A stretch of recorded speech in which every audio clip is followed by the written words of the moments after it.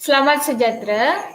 Saya Jalani anak perempuan Batu Malai dan rakan saya Kasturi Muti akan membentangkan tugasan 3 untuk mata pelajaran EDUP 3053 iaitu teknologi untuk pembelajaran dan pengajaran.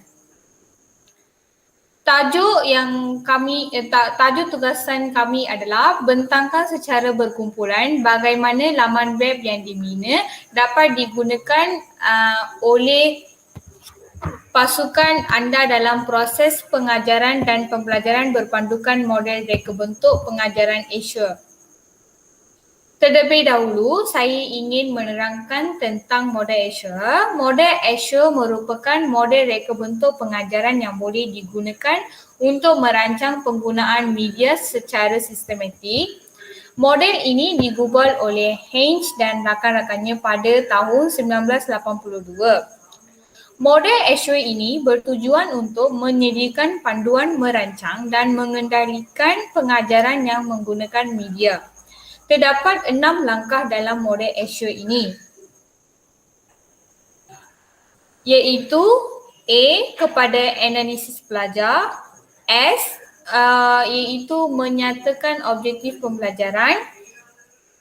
Yang ketiga, pilih kaedah, media dan bahan. Yang keempat, gunakan media dan bahan. Yang kelima, penglibatan pelajar dalam pembelajaran dan akhir sekali adalah penilaian semak semula bahan. Sekarang saya akan terangkan setiap satu langkah secara terperinci. Langkah pertamanya adalah analisis learner iaitu analisis pelajar. Pada tahap ini, masalah pengajaran, objektif dan matlamat pengajaran perlu diteliti dahulu. Soalan-soalan yang perlu dijadikan panduan bagi langkah ini adalah siapa kumpulan sasar, apakah ciri-ciri mereka, apakah hasil pembelajaran yang hendak dicapai dan berapa lama tempoh pelaksanaan. Dalam website yang kami gunakan, analisis pelajar yang kami buat adalah website yang kami sediakan adalah untuk murid tahun 3 SJKT Bandar Seramat seramai 30 orang murid.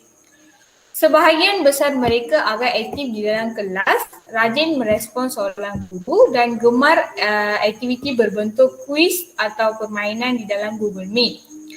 Semua murid memberikan kerjasama dalam melaksanakan ujian-ujian serta menggunakan website yang kami sediakan. Hanya segelintir murid sahaja yang mempunyai pengetahuan sedia ada tentang ilmuai paya nilai yearbook. Langkah kedua adalah menyatakan objektif. Dalam langkah ini, guru perlu menentukan objektif atau hasil pembelajaran yang mahu dicapai. Objektif itu mestilah dinyatakan secara ekspresif supaya mudah diukur dan dicapai. Sebelum pembelajaran bermula, guru perlu menentukan objektif dan sasaran yang perlu dicapai. Bagi dalam website yang kami sediakan, pada akhir sesi PPD, semua murid dapat menjawab semua soalan dengan betul dan tepat. Dengan ini, semua murid akan dapat mengenal pasti ilmuai paya nilai dan menyatakan contoh yang sesuai bagi tajuk. Yang kedua, murid-murid dapat memahami dan menggunakan ilmuai paya nilai dalam konteks ayat yang betul. Dan yang ketiga, murid boleh memahami dan menjawab kuis dengan betul. Iaitu bagi kognitif. Bagi yang efektif pula, mereka dapat mengamalkan nilai murni seperti rajin dan bersungguh-sungguh. Dan psikomotor pula, mereka dapat membaca nota yang disediakan dengan betul.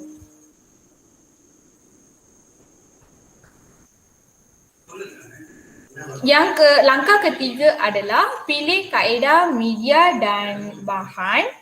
Memilih kaedah, media dan bahan merupakan salah satu ciri model Asia. Guru perlu mengetahui tahap kebolehan murid dan objektif pembelajaran yang ingin dicapai dalam proses pemilihan, membaiki dan mengubah sesuai media atau bahan. Sebelum sesuatu tajuk diajar, guru perlu memilih dahulu kaedah, media dan bahan yang sesuai untuk memastikan objektif pembelajaran bagi tajuk tersebut dicapai. Jadi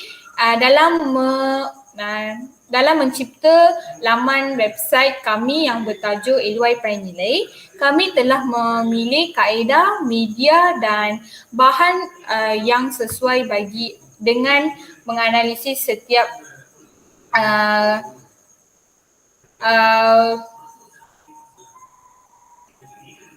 menganalisis pencapai kemahiran murid. Yang pertama, penggunaan teknologinya adalah komputer riba atau telefon pintar, iaitu murid boleh melayari website kami menggunakan telefon pintar pun mereka boleh digunakan.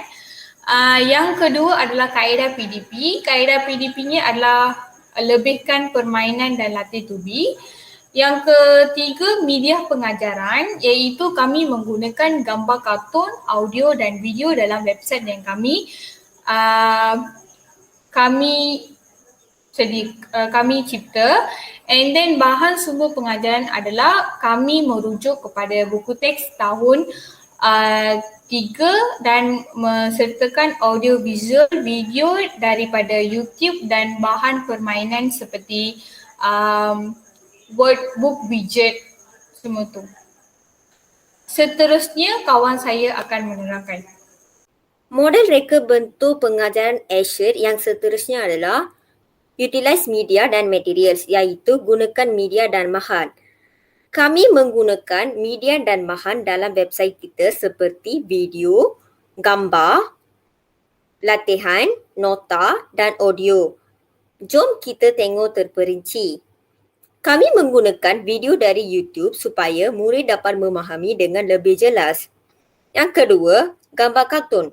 Kami juga menggunakan gambar kartun sebagai bahan bantu mengajar bagi murid untuk menarik minat mereka.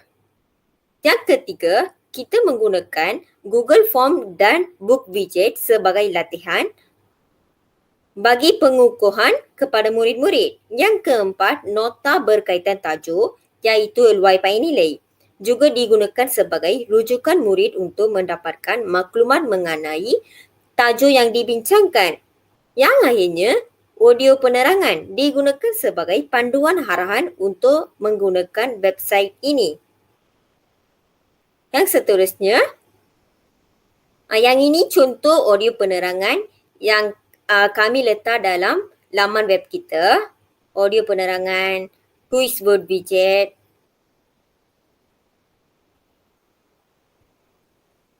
Seterusnya video dari YouTube. Yang ini video yang kita letak dalam laman web kita. Yang ini adalah gambar bagi contoh nota LY dan Pai Nilai yang kita letak dalam laman web. Yang seterusnya, pengenalan require learner participation, iaitu dorong penglibatan murid. Guru hendaklah mendorong pelajar untuk melibatkan diri dalam aktiviti pembelajaran kerana ia menunjukkan bahawa proses pembelajaran telah berlaku. Pelbagai aktiviti boleh diaplikasikan oleh guru untuk mendorong pelajar melibatkan diri dalam proses pembelajaran. Beri mereka peluang untuk menyatakan pendapat yang telah dibincangkan. Memberi motivasi dan pujian jika jawapan pelajar adalah betul. Manakala jika jawapan mereka salah, usah dihina tetapi beri galakan untuk memperbaiki ke arah yang lebih baik. Dorongan dan galakan yang baik dapat mendorong pelajar untuk belajar dan memberi tumpuan kepada pembelajaran. Aktiviti seperti kuis atau permainan juga dilaksanakan bagi PDP tersebut. Kami memberikan pautan laman web kuis iaitu book widget yang mengandungi soalan-soalan LY Pai Nilai. Dengan ini, murid-murid akan berfokus apabila membuat kuis tersebut untuk mendapat skor yang cemerlang. Pada laman web kita, kita meletakkan book widget sebagai latihan untuk murid-murid menjawab. Ia akan menarik minat pelajar untuk menjawab soalan-soalan dengan baik. Yang akhir sekali, pengenalan evaluate dan revise. iaitu nilai dan sema. Yang ini merupakan langkah terakhir yang perlu dilaksanakan oleh guru dalam pengajarannya berdasarkan model Escher adalah menilai dan menyema. Setelah selesai sesi pengajaran dan pembelajaran, guru perlulah membuat penilaian untuk mengukur keberkesanan alat atau bahan media secara menyeluruh. Penilaian ialah proses yang berterusan dan dibuat sebelum, semasa dan selepas sesuatu pengajaran. Murid diberikan latihan untuk menguji kefahaman murid. Murid diberikan latihan dalam bentuk Google Form. Kami merekodkan perkembangan setiap murid dan meletakkan tahap penguasaan masing-masing melalui graf yang dianalisis melalui Google Form. Murid yang cemerlang dilatih untuk membimbing rakan-rakannya yang lemah, manakala murid yang lemah ditambah dengan latih tubi dan dorongan oleh guru untuk belajar dengan lebih baik. Murid turut membuat refleksi dan penilaian kendiri untuk melihat sejauh mana tahap kefahaman masing-masing. Kita meletakkan Google Form dalam laman web kita sebagai murid-murid untuk menjawab. Yang ini akan menarik minat pelajar untuk menjawab dan memahami tajuk kita iaitu LY dan pi nilai Y ber dengan lebih baik. Sekian, terima kasih.